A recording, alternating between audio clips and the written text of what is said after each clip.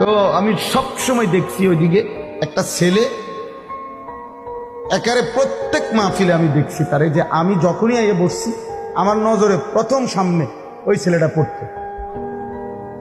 পরে একদিন আমি ইচ্ছা করে তারা ডাক দিছি, দিয়া বললাম মাহফিল শেষে, যে বাবা এদিকে আসো, তোমার এদিকে সব সময় দেখি আমার সামনে কত, কই থেকে আইও, তোমার বাড়ি কই, কি করো তুমি?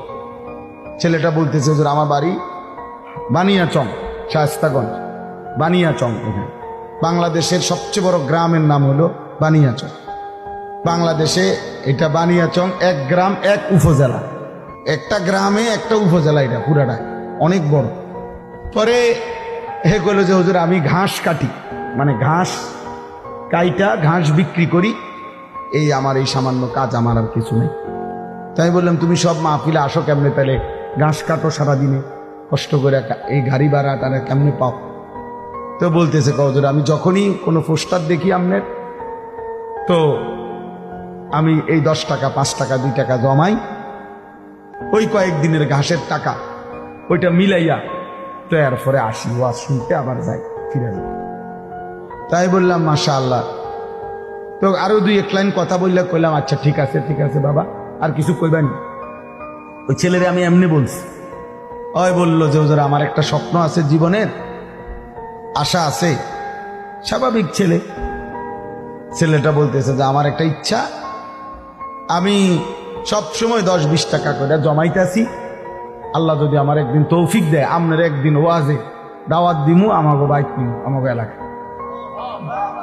পরে আমি কইলাম যে ড্রাইভারের কইলাম কখন গাড়ি থামো, কখন হেরো ওয়াজের ডেট দাও।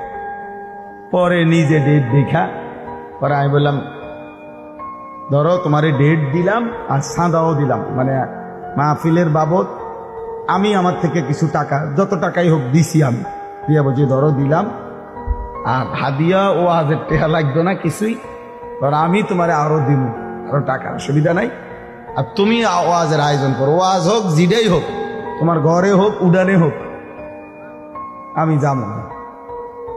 এরপরে আমি গেলাম গত বছর এই বানিয়াচং তার মাহফিলে গিয়া দেখি ওই উপজেলার সবচেয়ে বড় হাই স্কুল মাঠে মাহফিল।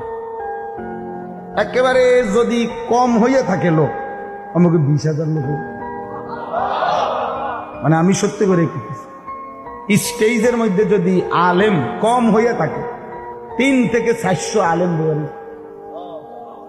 স্টেজে, এই স্টেজের ওই থেকে ওই পর্যন্ত বড় বড় আলেম।